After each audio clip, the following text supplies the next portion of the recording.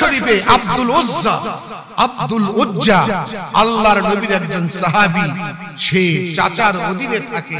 চাচা বাবা না, এতিম মানুষ, মা আছে গরীব, চাচার অধীনে থাকে আব্দুল উজ্জা। সে চাচাকে বলতেছে, চাচা মুহাম্মাদুর রাসূলুল্লাহ সাল্লাল্লাহু আলাইহি সাল্লাম উনি যে শেষ নবী, এটা আপনি মানেন কিনা? চাচা বলছে, আমার তো তাই মনে হয়। তাহলে কি আপনি ইসলাম কবুল করবেন না? ভাতিজা বলল, চাচা আপনি কি ইসলাম কবুল করবেন না? আব্দুল উজ্জার চাচা বলছে, না আমি ইসলাম কবুল করব না। হযরত আব্দুল উজ্জা বলে, চাচা দীর্ঘদিন পর্যন্ত অপেক্ষা করতেছিলাম, আপনি ইসলাম কবুল করবেন, আপনার দেখা দেখি আমিও ইসলাম কবুল করব। এখন আপনি যখন ইসলাম কবুল করবেন না, আপনি সাক্ষী থাকুন, আমি ঘোষণা করলাম, আশহাদু আল্লা ইলাহা ইল্লাল্লাহু ওয়াহদাহু লা শারীকা লাহু ওয়া আশহাদু আন্না মুহাম্মাদান আবদুহু ওয়া রাসূলুহু লা ইলাহা ইল্লাল্লাহু মুহাম্মাদুর রাসূলুল্লাহ সাল্লাল্লাহু আলাইহি ওয়াসাল্লাম। চাচা বলছে, আব্দুল উজ্জা তুমি তো ইসলাম কবুল করলা, তুমি কি জানো এর মানে কি, এর অর্থ কি? বলে, আমি তো তা জানি না। এর অর্থ হচ্ছে আমি তোমাকে বাড়ি ঘর জায়গা জমিন উট বেড়া বকরি দুম্বা যা কিছু সব কিছু তুমি ফিরায় দাও। আব্দুল উজ্জা বলছে, আপনি এগুলো সব ফিরায় দেন।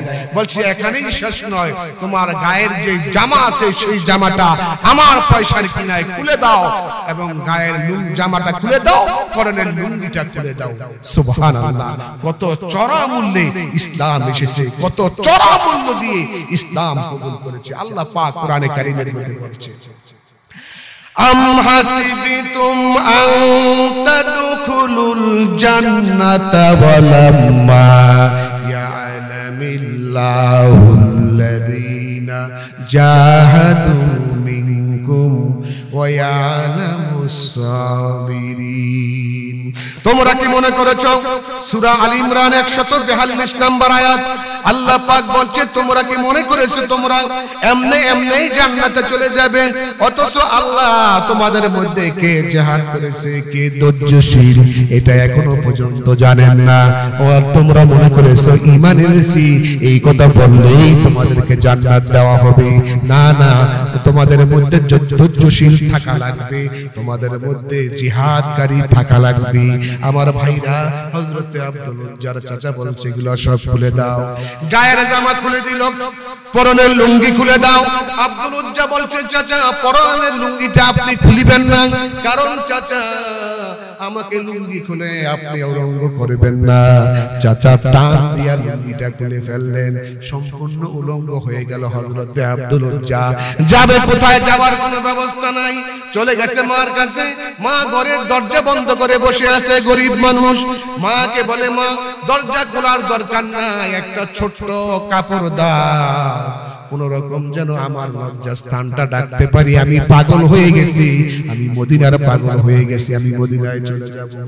আমার ভাইরা, হযরত আব্দুল উজ্জার মা ঘরের দরজা খুললেন। ছেলের কণ্ঠস্বর শুনে দরজা খুলে দেখে ছেলে উলঙ্গ। মা দুই হাত দিয়া চক্ষু চেপে ধরেছে, বাবা তোমার এই অবস্থা কেন? মা, চাচা আমাকে দূর দূর করে তাড়ায় দিয়েছে। গায়ের লুঙ্গি আর আমার পরনের লুঙ্গি আর গায়ের জামাটা পর্যন্ত খুলে রেখেছে। মা, আমি মদিনায় চলে যাব, মদিনার পাগল হয়ে গেছে, আমি মুসলমান হয়ে গেছি, আমার একটা কম্বল দাও অথবা একটা কাপড় দাও। মা গরিব মানুষ, কোত্থেকে কাপড় দিবেন? ছোট্ট একটা কাপড় দিল। হাদিস শরীফের বুখারীতে বর্ণনা আছে, আমার ভাইয়েরা হাঁটু ডাকলে নবী ডাকে না, আবার নবী ডাকলে হাঁটু ডাকে না। ছোট্ট একটা কাপড় দিল। এই কাপড় পরিধান করে হযরত আব্দুল উজ্জা মদিনায় চলে গেল। সুবহানাল্লাহ।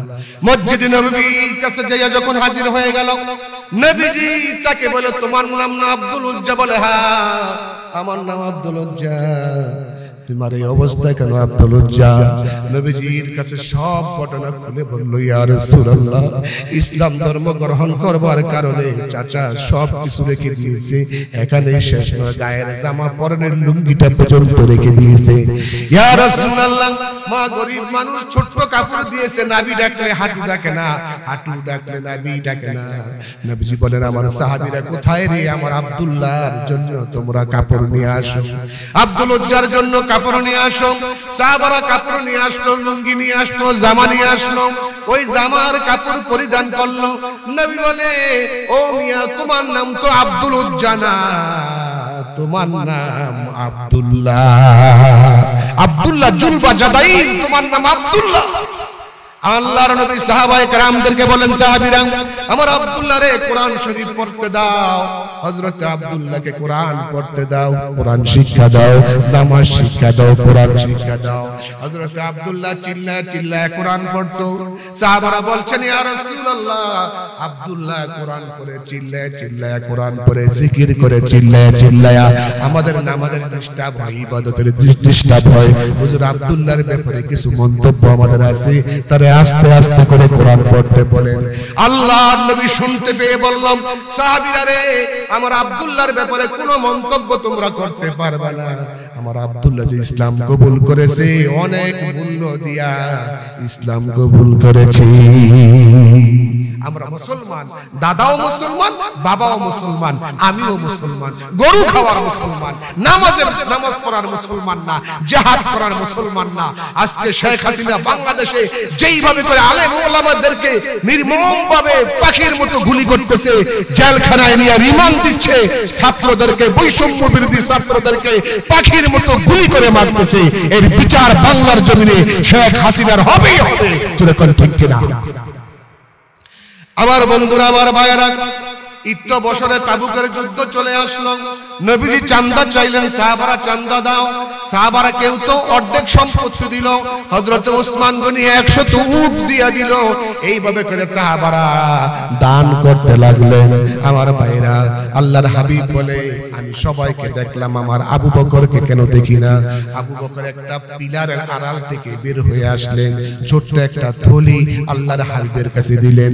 ওই থলিটা নবী ঢাললেন, কিছু গম আর দিরহাম তা দিয়ে বের হলো। নবীজি বললেন, সাহাবীরা রে, আজকে তোমরা যে যা কিছু দান করেছো, সবার দানের চাইতে আবু বকরের দান আল্লাহর দরবারে কবুল হয়ে গেছে। সাহাবারা প্রশ্ন করলো, ইয়া রাসূলুল্লাহ, আমরা এত দান করলাম, আর আবু বকর সিদ্দিকের দান আল্লাহর দরবারে কেমনে কবুল হলো? হুজুর বলে, তোমরা কে কত দিয়েছো? একজন বলল, অর্ধেক দিয়েছি, অর্ধেক বাড়িতে রাখছি। আরেকজন বলল, 12 আনা দিয়েছি, 4 আনা রাখছি। আরেকজন বলছে, 4 আনা দিয়েছি, 12 আনা বাড়িতে রাখছি।